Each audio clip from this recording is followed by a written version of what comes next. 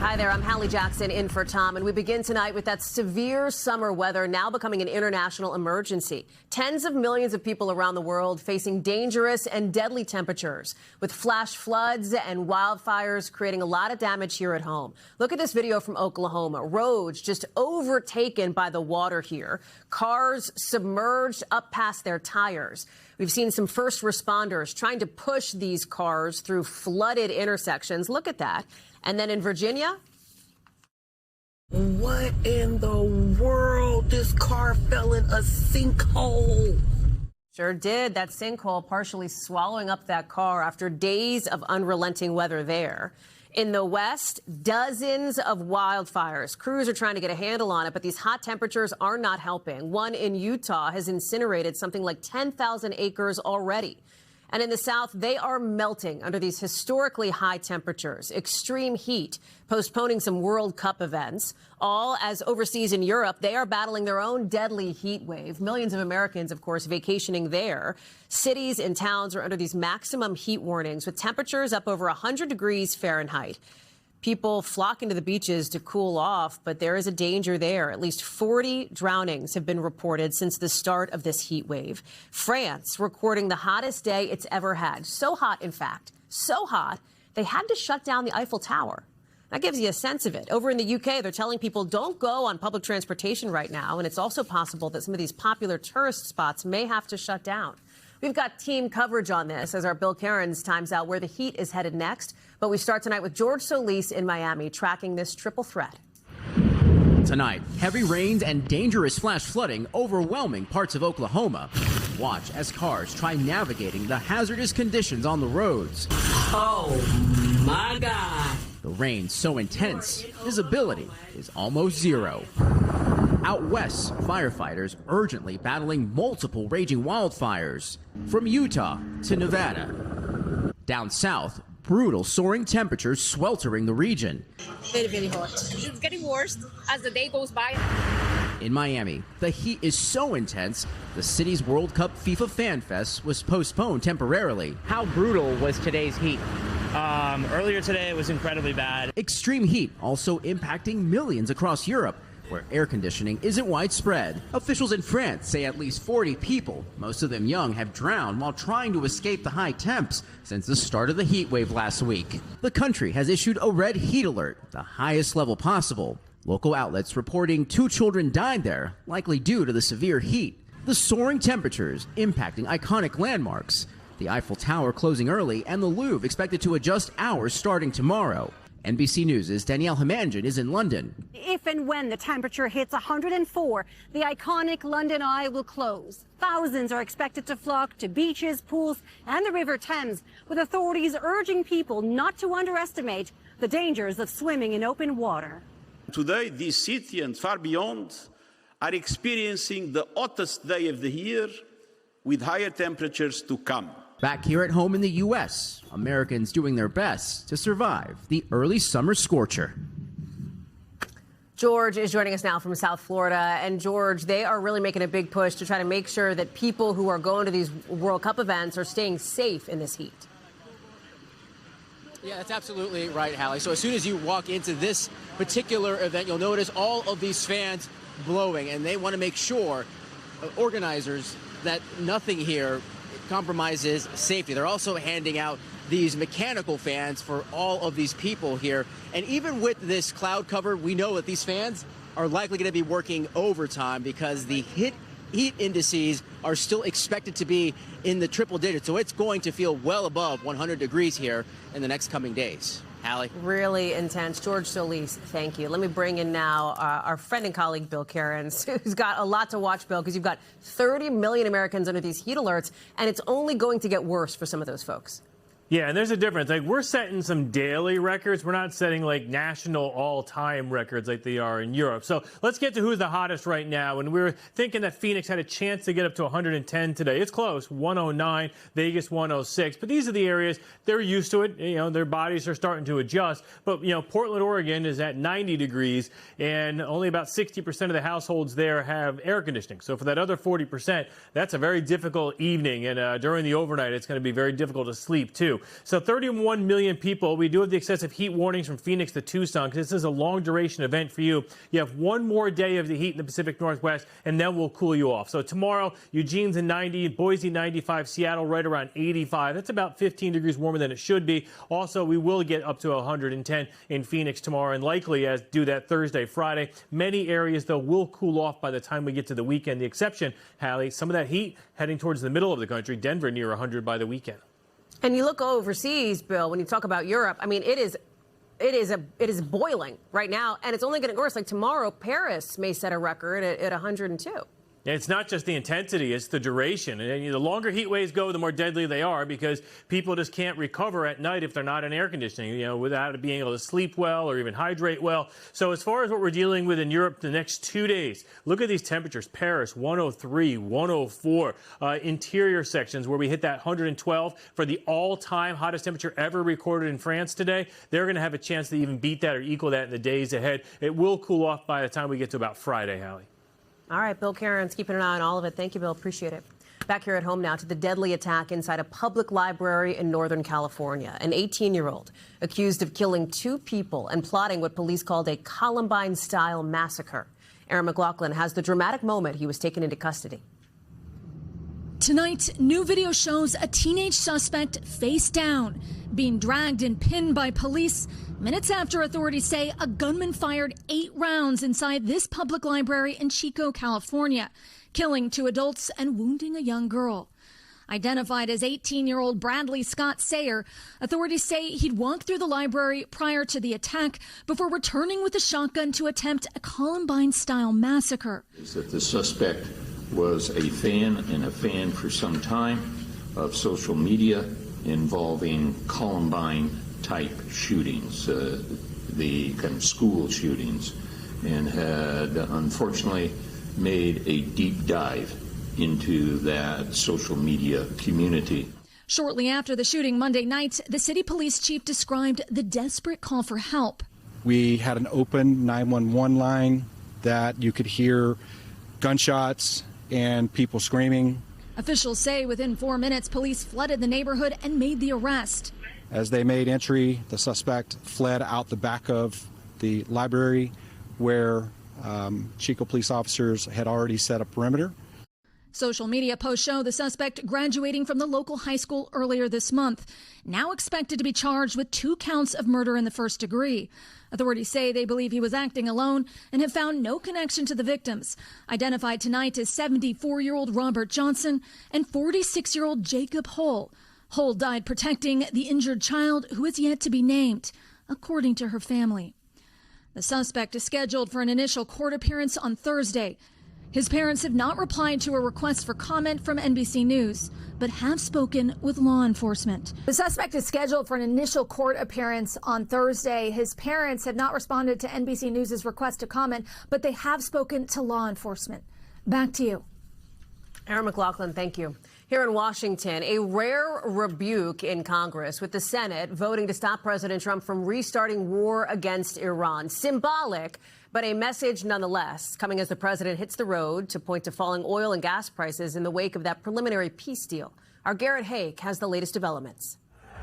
President Trump tonight at the massive Pennsylvania plant that makes Mack trucks, touting the U.S. economy with himself in the driver's seat. Oil is going to come charging down, and with oil comes everything else. Pointing to falling oil and gas prices after the preliminary peace deal with Iran. Ship tracking data showing crossings through the Strait of Hormuz nearly tripling this week, but with traffic still below pre-war levels. And now a new flashpoint has emerged in the negotiations. The U.S. saying Iran has agreed to allow UN nuclear inspectors in, but the Iranian regime claims it made no new commitments. The president was asked about those denials today. They're wrong. They know they're wrong. They told us inside, and we have it down 100% inspections. And if they were right, I'd cancel the meetings right now. The president set to speak with Republican senators, largely skeptical of the initial deal, behind closed doors tomorrow. I think we've got to give the president an opportunity to get his work done, while at the same time making clear that none of us trust the Iranians. I think anybody that's been critical of it has to be educated, even if they're friends of mine, because we have Iran in a position that nobody's ever had this. Everything's been wiped out. But tonight, the Senate with a rare rebuke of the president's war effort in Iran, joining the House in voting to direct the president to end it or seek congressional approval. 4 Republicans joining nearly all Democrats to pass the symbolic resolution, which does not have the force of law. Garrett is joining us now from the North Lawn. And Garrett, you're just hearing from the White House in response to the Senate vote, right? What's up? That's right, Hallie. We've yet to hear from the president directly, but a White House official tells NBC News that this vote really, in their view, has no significance. The resolution itself doesn't even go to the president's desk, where it would otherwise get vetoed. They argue the Democrats have pushed this effort to end a war that they believe now is already fully over. Hallie? Garrett Haake, live for us here in Washington. Garrett, thank you. You heard Garrett talk about the president on this midterm campaign blitz. Well, tonight, some key primaries in the state of New York, where they are still voting even tonight in a batch of key elections, testing in some ways the strength of the newly elected mayor, Zohran Mamdani, and his sway on the party, and President Trump's hold on Republicans. Our own Steve Kornacki, guess what? It's Kornacki Cam night, folks. He's ready to rock at the big board. Our Julie Sirkin is keeping up with all the key candidates, too. Julie, I want to start with you. A couple of key primaries in New York, specifically on the Democratic side. A member of the Kennedy family is on ballots in New York for the first time in decades. Walk us through that race and some of the other key ones tonight. Yeah, Hallie, Jack Schlossberg, who is the only grandson of John F. Kennedy, he is on the ballot, but he's not polling too well. So if he does defeat the other candidates in a crowded field to replace Jerry Nadler, who's stepping down after more than 30 years in this more affluent, politically engaged West Side Manhattan district, that would be a huge shock to a lot of people. You've got other frontrunners in that race, though. For example, Alex Boris, who's really made AI and tech the central message of his campaign. He said he didn't think that he would, but after hearing from voters, their concern over those data centers popping up, they're concerned that AI will take their jobs. That's what he turned to. He worked to pass some state legislation, so that'll be really interesting because there's a ton of money floating in that race, both for and against AI, for and against crypto and tech. And if voters do end up picking him, he's an assemblyman, that'll send a message that maybe they want something on the federal level. So a lot of dynamics to watch in that race that is really completely different from the rest of the primaries in the state. We talked about the way that this is in some ways, in the city of New York, a bit of a test of the Mamdani factor. Maybe, I don't know if that's overstating it, but he's made some endorsements here, too. No, absolutely, especially in New York 7 and New York 13. Mamdani really trying to throw his weight behind those insurgent candidates that are more the vibes of the Democratic Socialist wing of the party. In 13, for example, he threw his weight behind somebody that's going against Anthony Espaillat. He is the chair of the Hispanic Caucus. He's served in Congress for more than a decade, has the backing of the establishment, the Democratic leaders. A similar story in New York 7, where the outgoing Congresswoman Nydia Velázquez, she put her backing behind Antonio Reynoso, who's been in city government, versus somebody, Claire Valdez, who arrived a decade ago, is seen as an insurgent candidate that Mamdani threw his weight behind. The situation is a little bit different in New York 10, Hallie, where we are right now. This is Dan Goldman's district. He's going up against Brad Lander. I talked to Goldman today. He said Israel has certainly been an issue in their race. A lot of the supporters, though, in Brooklyn are saying, listen, we feel like we'd be better represented by somebody in Lander who lives here, who talks to us, who we see at community events. They don't really credit Mamdani endorsement as a big decision factor there, but certainly, Hallie, the results tonight will show us whether it's the Democratic establishment, the leaders taking control of the future of the party, or whether Mamdani has some success in this really risky gambit he made by throwing his political capital behind so many of those insurgent candidates. Hallie? So flip over to the other side of the aisle, Jules. Talk to us about some of these key Republican primary races. President Trump made some endorsements there, too. He did. The most high-profile one that we're watching is actually Elise Stefanik's district. She's not going to represent that area anymore. There's other Republicans vying to do just that tonight. There's somebody called Robert Smolin. He's in the Assembly. He's been endorsed by the state party. He's somebody that Republicans here want to see elected. This is a district that is actually in the top corner of New York, bordering Canada. But here's the thing. President Trump actually likes his opponent, Anthony Constantino, relatively unknown, had no prior political or government experience, but he's gotten the president's attention, not only his. Jim Jordan came out to rural New York. Rudy Giuliani threw his support behind that race. So that'll be a really interesting one to watch. Trump also endorsed Blake Blakeman again to run against Kathy Hochul for governor. Of course, though, this is a blue state, so the president is certainly watching other primaries that I'm sure you'll talk to Steve about in Utah, in Maryland, the runoff in South Carolina as well. But a tale of two endorsement battles and two endorsements from Mamdani and Trump, both of them endorsing candidates and bucking who their party leaders picked in this state. Hallie? Julie Sirkin, thank you very much. Julie called it, Steve. We're talking about all the races. I mean, my God, how long do you have? I've got 3 hours. I know the Kornacki cam is firing up later on, but walk us through it. We're not getting results in New York really till after 9 Eastern, right? Yeah, although the way things went in New York the last year, it was like 9:01 Eastern. Cool. We suddenly had half the vote. So it could come real fast there in New York, and we could actually get some clarity pretty quickly in some of these races. You know, there's been some scant polling here, but certainly one of the, as you're talking about there, one of the endangered incumbents tonight, one of the big question marks, for instance, would be right here in the 13th district. Adriana Espiat being challenged by Daria Liza Avila Chevalier, endorsed by Zoran Mamdani. One of the things going to be looking for right here, this is northern Manhattan, this is Harlem, extends a bit into the Bronx. One of the interesting areas to look at in this district that might decide it is Harlem itself, still a heavily black area. This district used to be sort of the capital of a political capital of black America. Adam Clayton Powell, Charlie Rangel. It was a majority black district. The population changed this century, became more Hispanic. Espaillat actually sort of rode the wave of that demographic change into Congress. I think if he's going to hold on tonight, one of the things he's going to need is the black political establishment in Harlem, which he was at odds with when he got this seat. You know, it was at war with them politically. He's going to need that black political establishment to help him get the vote there in Harlem, in that part of the district. So it's an interesting dynamic if he's going to hold on here.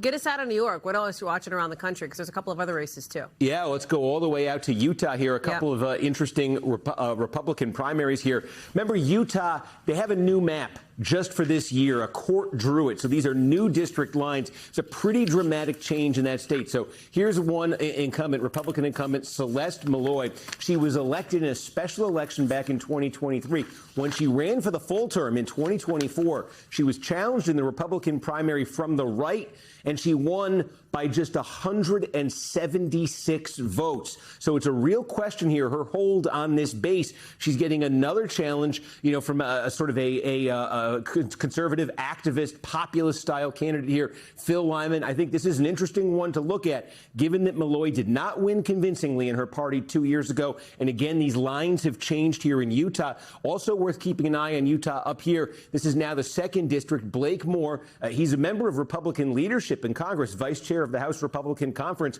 He lost the endorsement of the Utah State Republican Convention, being challenged by a state legislator here. Now, Moore has been in this situation before. This is actually the 3rd straight election that Moore has lost at the state convention. He's been able to petition his way onto the primary ballot. He was able to win the last 2 times. You'll see if he can do it again a 3rd time here. This issue of redistricting actually is in this part of this campaign here. Yeah. Lisenby, running against him, has been saying that Moore, who had supported sort of gerrymandering reform efforts in the past, she's trying to say, hey, Utah Republicans, this new map that's in place in Utah, this new map that's probably going to give Democrats a seat out of Utah that they didn't have before, she's trying to pin that on Moore. We'll see if there's broad discontent in the party base when it comes to that. If so, he could be in some trouble there. Super interesting. Steve, give us your best plug for Kornacki Cam tonight. Go. YouTube, NBCnews.com, assorted places. If you go to my Twitter thing, I've got the link. Click on it, watch it, 8 p.m., and it's good stuff. 8 Eastern. Steve, thank you. What Steve failed to mention, forgot, I should say, because he's got so much on his plate. He's also answering your questions. It's not just me that gets to ask Steve questions. You can also. It starts right after Kornacki Cam in an exclusive Q&A session for subscribers. Head to NBCnews.com or our NBC News app to subscribe and see it all. You can scan right there to get your question in. We've got some other news tonight to get to as well, including, of course, that ongoing search for Nancy Guthrie and this emotional plea from our dear friend, our colleague Savannah, about that new reporting on what may have happened to her 84-year-old mom. Our Liz Kreutz has more. Tonight, Savannah speaking out following new reporting about the contents of a second note sent to media outlets shortly after the abduction of her beloved mom, Nancy Guthrie. This is unusual and unprecedented, to say the least, to be sitting here. But, you know, I don't have any comment on the story, and I'm not involved in our coverage. But I can't pretend I'm not here. And so since I am, I wanted to just take the opportunity to ask people to beg people to come forward. Somebody knows something.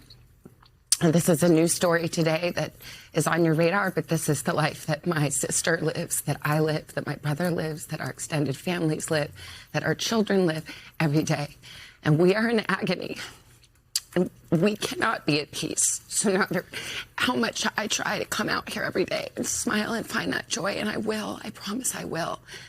This is a moment to tell you that we need your help. We're begging for your help. 3 sources familiar with the matter say the note from Nancy's purported kidnapper indicated that Nancy had died. While it did not include an apology for taking her, the sources say it did express regret over her passing. Officials have not confirmed the validity of the note or an earlier alleged ransom note also sent to media outlets that are investigating both as potentially credible. Today, Savannah renewing her plea for anyone who knows anything to come forward. And so please, if you're watching, yes, no matter how small, the reward is there. You can tell us. It can be anonymous. Please do the right thing for us, for our family, for our children. And we love our mom, and we'll never stop looking for her. Never. Liz is joining us from Los Angeles. It is obviously so emotional for Savannah, for the people who love her and who she loves. We are also hearing about this, as we have from the beginning, really, from the highest levels here in Washington, and that's from President Trump, right? Yeah, Hallie, that's right. President Trump, who you'll remember sent resources to Tucson in the days after Nancy's abduction, was asked about the case today, and he reiterated how horrible this has been for Savannah and her family, and said that they hope, he hopes they find Nancy. But there's been no real development in terms of the investigative front in this case. 142 days now since Nancy went missing. There's still no suspect or person of interest. Hallie. Liz Kreutz, thank you. So many of us, of course, thinking about Savannah and her family. And a reminder, we'll put up the number again. If you have any information about Nancy, FBI tip line, 1-800-CALL-FBI. Back now with a new warning about dangerous conditions for swimmers this summer. Just days into the season, and some very scary stories of drownings and near drownings already stacking up coast to coast. Our Maggie Vespa has been following a case in Indiana. You've made your way there to the lakeshore, Maggie, where officials are looking for a 13-year-old who went missing.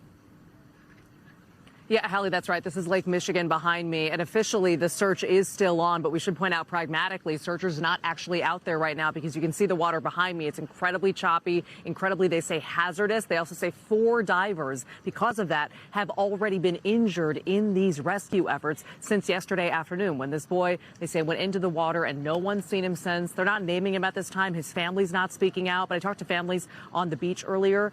This is really rattling everyone. Take a listen.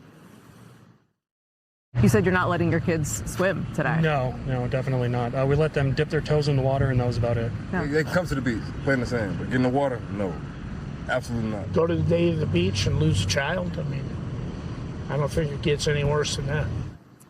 Yeah, really scary for people. And you point out coast-to-coast examples, Hallie. We're seeing recent drownings and near drownings all the way from New York out to California, San Francisco, and in particular Santa Cruz. 2 college students killed there earlier this month when a tide just came in when they were sleeping on the beach and dragged them out to sea. So officials are warning people to keep their eye on the water, especially when they're on beaches like this, and especially given that CDC data shows July is the worst month historically for drownings nationwide. So the threat, Hallie, is really only growing.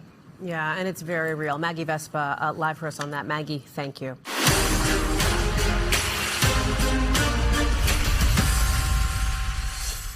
We are back with some new developments in the Congress's Jeffrey Epstein investigation, specifically the one led by the House Oversight Committee. We now have the transcripts of Bill Gates' closed-door testimony, of course, the Microsoft co-founder, about his relationship with a convicted sex offender. Melanie Zanona has been digging through that testimony and has more tonight.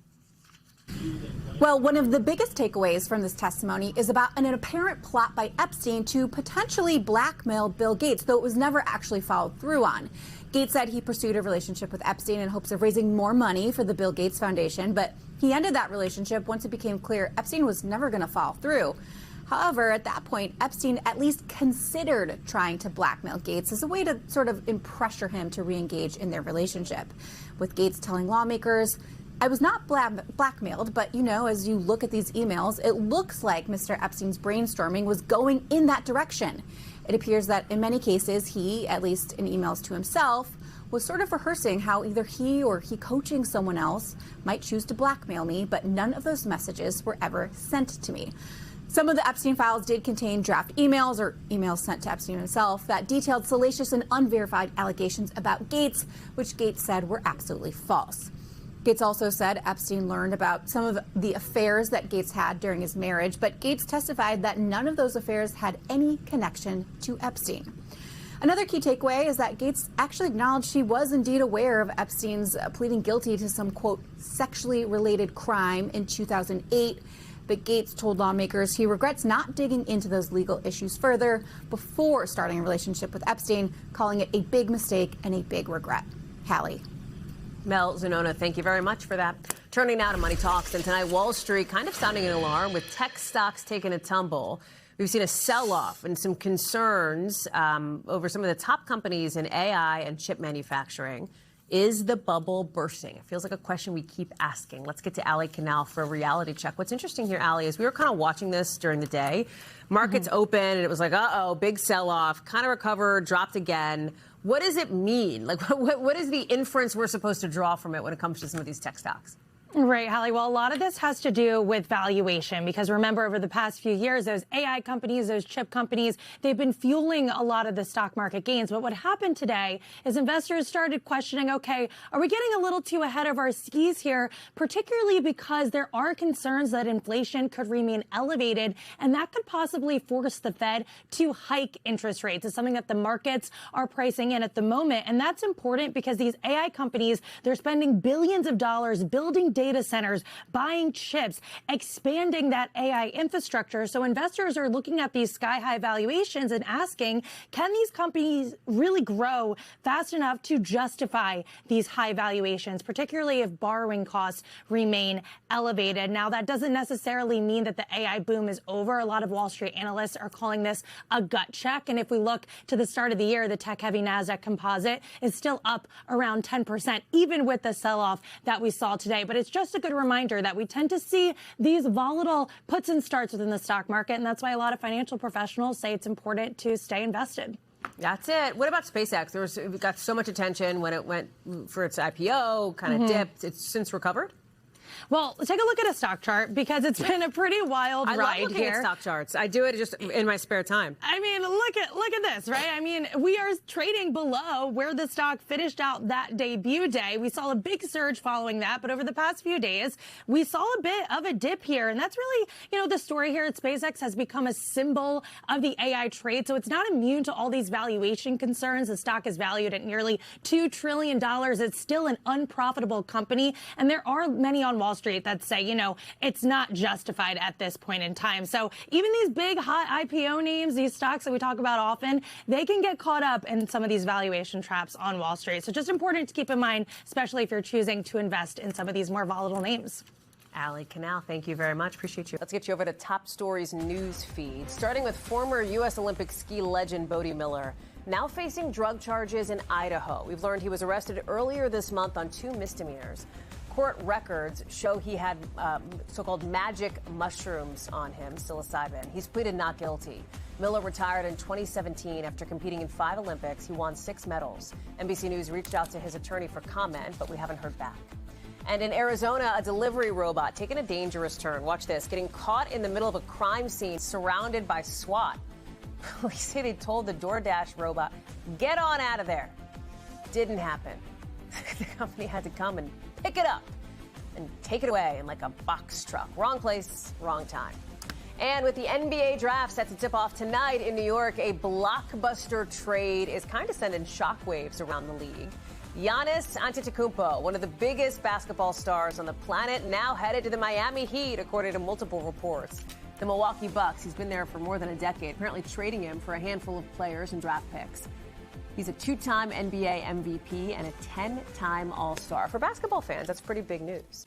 To California now, and the carjacking chaos unfolding on the streets of Los Angeles. Some newly released video shows the chilling moments an armed suspect rammed a stolen car into multiple people during this high-speed chase with police.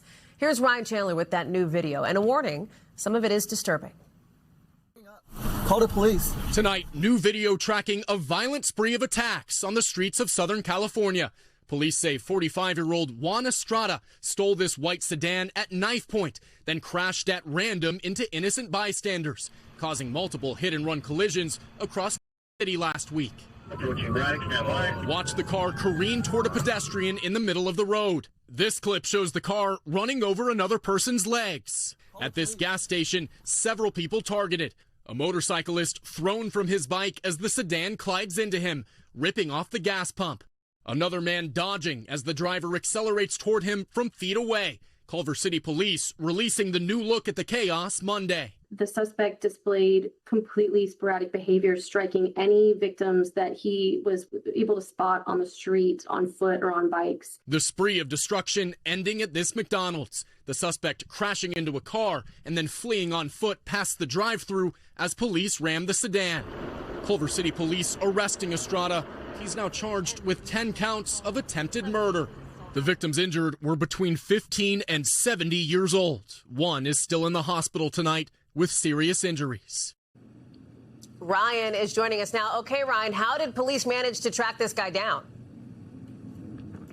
Yeah, Hallie, you can imagine how frantic of a chase this was. Police told us that they were getting multiple 911 calls from multiple locations at the same time as this attack continued. They say they were ultimately able to track this guy down using automated license plate reader technology, tracking that car in real time. They say before they apprehended him, the suspect was yelling at police to shoot him, saying that he was dead set on causing harm to not only other people, but maybe himself. But they say they did the best they can to mitigate the damage on that chase, Hallie. Ryan Chandler, thank you very much for that. Next tonight, to a serious warning over air travel safety, with concerns now about more close calls in the skies than what's been reported, even after all those near misses we've covered here on Top Story. Let me bring in Tom Costello, who's been tracking all of the new developments today and is joining us now. Pretty alarming testimony, Tom. Fair to say, coming out of the Hill this morning? This was a Senate hearing. Senators looking into what they believe clearly would seem to be an increase in close calls. And then when we heard from Chris Sununu, he represents Airlines for America, the industry trade group representing all airlines. Take a listen to what he said when asked whether there are, in fact, more close calls than we know about. There are many more, thousands of more of near misses than are probably out there in the public and that, get the headlines. There are hundreds of them every single day. Yeah, hundreds of them every single day. I think the context here is important. I don't think he is suggesting that there is a hidden number. In other words, that the FAA has a hidden database. I think what he's saying is, just like when you may have a close call driving down the highway, you don't call the State Patrol and self-report.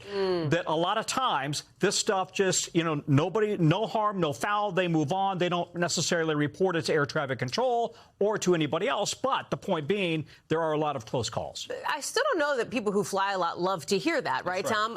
What's the cause of this? Do we know what's the root issue? I think it's very concerning. I think it has to do, if you talk to the experts, it has to do with congestion, just a tremendous amount of aircraft in the skies right now, antiquated air traffic control technology and capability, and too few controllers. There's an awful lot of focus right now on this ADS-B. Now, you probably read about it, heard about it. What is that? It's essentially GPS tracking in cockpits so that pilots can see other pilots, other planes. It's called ADS-B in other words, receiving the data. Most planes, most commercial planes, and even general aviation, they don't have it. And the airlines and the NTSB and the pilots want Congress to mandate it. The Senate is in for that. It says, yeah, we agree, we should mandate it. But the House doesn't want to overburden the airlines with regulation. Can't the airlines just do it voluntarily, put them in the planes? They could. It costs an awful lot of money, and there's a whole long list of certifications you got to go through. I see. Okay. Tom Costello, super interesting. Thank you for keeping us posted on those new developments today. Appreciate that. You bet. A wild scene now outside of Pittsburgh with surveillance video showing masked robbers holding up an employee and customer at gunpoint at a dispensary when a pizza delivery driver walks right in. Seems like he doesn't know what was going on. Frederick Price from our Pittsburgh affiliate, WPXI, has this one. Dramatic video of a brazen robbery in the middle of the day. Just have a look. You see two of the three masked men walk up, pointing their guns at an employee and a customer in the back, ordering both to the ground. Nicodemus Sabo is that dispensary employee. Me and another customer were laid down, face down on the ground for about 20 minutes while they ransacked the place and took all of our product.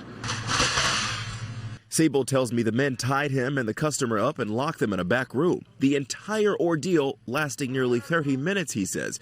Even more shocking, a pizza delivery driver walks in the middle of the act, seemingly completely oblivious to what's happening. You hear one of the men on video asking Sabo if he's paid for the pizza. Ask bro if he paid already. Ask Nick if he paid already. She asked the guy behind the counter holding a firearm, she was like, is it normal to wear masks in 80-degree weather? And he laughed and was like, it's 2026, you posted. Eventually, the men leave, and about 3 minutes later, Sable tells me his brother comes back, unties them, and calls the police. Since Thursday's incident, the dispensary has enhanced security. Upon entrance, you need an ID to even get through that front door. We have an entry room with a buzzer. You'll look into a camera. Grateful no one was hurt, he still can't help but think just how badly things could have ended. Whether it was air around the trigger or the fact that it was just able to stay in a calm enough environment that no one was injured, that's the only thing we can do is just thank God that, you know, we're here to live and breathe another day. Frederick Price, Channel 11 News. Frederick, thanks. Still to come tonight, the latest from the Middle East and the new round of fighting testing that fragile ceasefire between the U.S. and Iran. Plus, an apocalyptic-esque scene overseas. Look at this. The sky is turning blood red. We'll tell you why next. We are back now with more coverage of the fighting in the Middle East. And today, 2 people in southern Lebanon killed by Israeli gunfire, according to the Lebanese Civil Defense Ministry. Iran-backed Hezbollah now accusing Israel of violating a fragile ceasefire that has held so far since Sunday. That ongoing war has been a sticking point in negotiations between the U.S. and Iran. But today, the Secretary of State, Marco Rubio, insisting peace talks between Israel and Lebanon are, in his words, a separate process. Here's more of what he said. There's an Iranian issue with regard to Lebanon, and that is their support and sponsorship of Hezbollah. And so that factor will be discussed as part of our conversations with the Iranians. But as far as the future of Lebanon belongs to the Lebanese people through their sovereign elected government. As fighting flares up once again, our Matt Bradley has an inside look at the technology the Israeli military is using to defend against Hezbollah's drones. Tiny drones like this one are causing some very big problems for American diplomacy. Israel's military says Hezbollah has been using these cheap, store-bought contraptions to penetrate Israeli air defenses in Lebanon, where Israel's continuing war with the Iran-backed group has repeatedly threatened President Trump's ceasefire with Iran and raised the president's ire. I'm not happy with the way Israel has handled themselves with Lebanon and with Hezbollah. It throws a negative light on the big deal, and that's the deal with Iran. Israel's war in Lebanon has killed nearly 4,200 people there since early March, when Hezbollah started attacking Israel, it said, in solidarity with its patron Iran. Now Iran appears to be rewarding Hezbollah's loyalty, demanding that unless Israel leaves Lebanon, Iran will leave negotiations with the U.S. Rima Fakhri has been a member of Hezbollah's political council for more than 20 years. Iran is an ally for us. They were friends. That's why they are helping us. And this is in Lebanon, we are the one that take our decisions, not Iran. Israel has said it's not a party to the Memorandum of Understanding between the U.S. and Iran. Prime Minister Netanyahu said Israel's soldiers will remain in Lebanon with full freedom of movement to fight, despite 3 ceasefires declared by both sides over the past few months. At the IDF's Experimentation and Testing Center, the research follows the reality on the battlefield. They're trying new methods like scattershot bullets to cut drones down and stronger defenses. This is the IDF's low-tech solution to their low-tech drone problem, a net. It's cumbersome, but many IDF vehicles in Lebanon are now covered with this heavy netting. Colonel V commands this experimentation center. IDF policy states that he covers his face. Why is it so hard to get a high-tech solution to such a low-tech problem? I think, historically, once the challenge is low-tech, the solution usually is low-tech as well. Hezbollah insists they've observed the ceasefires and are only firing back at Israeli violations. But with this simple weapon and a powerful patron, they say they're ready to keep fighting. They are continuing with war. We believe that only the Americans will oblige Israelis to withdraw from Lebanon.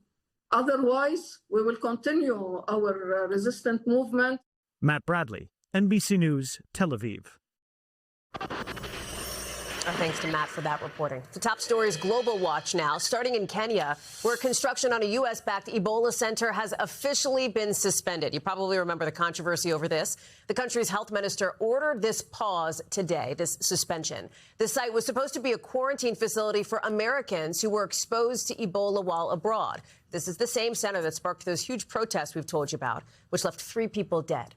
And in the UK, StubHub is facing a big fine for allegedly hiding fees from fans. Regulators there say the ticket resale platform broke the law by forcing people to pay these delivery and service fees that were not included in their initial ticket prices. So now the company has to pay something like $1.2 million and refund something like 50,000 customers. In a statement to NBC News, StubHub UK says it is cooperating with the investigation. And in Russia, a scene that looks straight out of the apocalypse, or at least a movie about the apocalypse, with the clouds turning bright, bright red. This is a look at the skies over the resort city of Mias in the west-central part of the country. Officials there say this happened over the weekend as the region was under a severe storm warning. When we come back, the soccer superstar in rare form, Cristiano Ronaldo, snapping out of his scoreless streak and making World Cup history. We'll take you to the stadium in Houston, where thousands of Portuguese fans have flooded the streets. That's next. We are back tonight with history made yet again at the World Cup, this time with soccer legend Cristiano Ronaldo scoring his way into the record books. 2 goals today. He now becomes the first player to score in 6 different World Cups. It's very exciting, as Nick Mantis from our NBC affiliate KPRC knows. He is outside the stadium in Houston where that Portugal game just wrapped. Big deal, 5-0 against Uzbekistan. But everybody was I feel like this was the big storyline today. What's Ronaldo going to do? Is he going to be able to snap his scoreless streak? And he did, right? In a big way, too. I mean, we were all thinking that there was a possibility that he was going to try to do maybe some Lionel Messi type stuff and maybe go for a hat trick today after having a frustrating first game against the Democratic Republic of Congo. Right over here at Houston Stadium, not only did he make a statement in the first couple of minutes of the game, but he did so in a big way, breaking that scoreless streak like you mentioned, and then getting another goal with 2 goals today. And then as he's walking off the match, he kind of looked at one of the cameras and made sure they knew that he's back. And he's doing so in a big way, scoring in 6 World Cups now, breaking a record, becoming the first person ever to score in 6 World Cups. And Hallie, when you think about what this means, not just for him, but for Portugal, this was a big moment for his career and really kind of put a little bit more confidence into Portugal fans and Cristiano Ronaldo fans as well, getting to see what he was able to do today.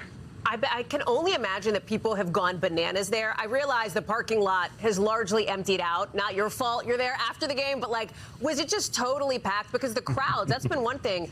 You know, people will say, I say this, I'm not necessarily, haven't always been like a soccer fan, but I'm a fan of soccer fans. It's been fun to watch. Absolutely. I mean, the energy that they've been bringing to the United States, a lot of us have been really basking in that and really enjoying that. And a lot of people, I have friends back home in the Boston area, have told me that they cannot believe what Scotland has done for them out there. Here, the Portugal fans have decided that they were going to make this their hub. Even though this is not exactly where they're training mostly out in the Miami area. But right here for these 2 games that have been playing these last 2 weeks, we had a Portugal fan walk this morning where there had to be at least 2,000 fans who are out there at 9 o'clock in the morning, ready to walk through this about 94% Houston humidity. That by itself is brave, in order to make sure that they're beating drums and singing songs and getting everybody fired up for this game 3 hours ahead of the game before it even started at noon our time here in Houston. And it was really, really exciting to see how this place was packed. Sure, there was about maybe 200 to 300 Uzbekistan fans, but 68,000 packed Houston Stadium right here behind me, Haley. When you think about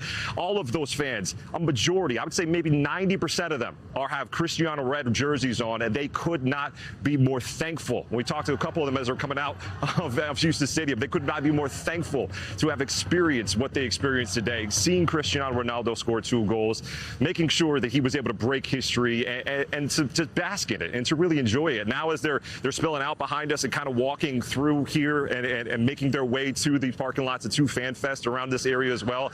You can sense that this area downtown, east of downtown Houston, where all the kind of the fan fest and the party area is going to be, it's going to be bumping the next couple of hours, not just with this game, but England comes and plays after that, and there's a whole bunch of fun that going down here in Houston. So it's a lot. It's a lot going down in this area.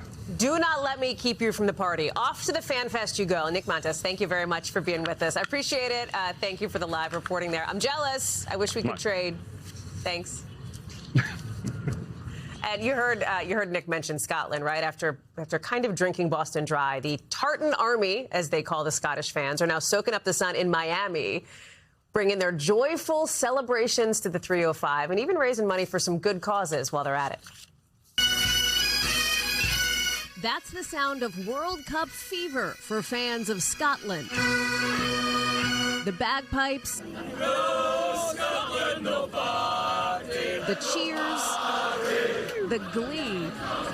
And now it's Miami's turn to welcome the Tartan Army, Scotland's famous soccer fan base. Come on! Known for rallying behind their team and winning over just about everyone they meet. In Miami, where the team's playing next, Tartan's taking over already. From a Marlins baseball game, thousands packing the stands, to the streets of Little Havana. The fun so contagious that after the Tartan Army's whirlwind visit to Boston, the New England Patriots are now looking into playing a game in Scotland. And Sam Adams' parent company reporting it had to schedule an emergency delivery after the Scottish fans drained their Boston tap room. But maybe the most memorable stop came away from the crowds. At a Providence Children's Hospital, where they joined in a nightly tradition, shining lights from outside to say goodnight, raising thousands of dollars for the patients there. We've came to Providence, they've put up a lot with us for the past week, and it's giving back to the community. Proof that sometimes the best part of the competition is not always the trophy, although these fans would happily take that, too. Like I said, you got to be a fan of soccer fans. It's been so fun to watch. And fun to have you join us here on Top Story. For Tom, I'm Hallie Jackson in Washington. Stay right there. We've got more news now on the way.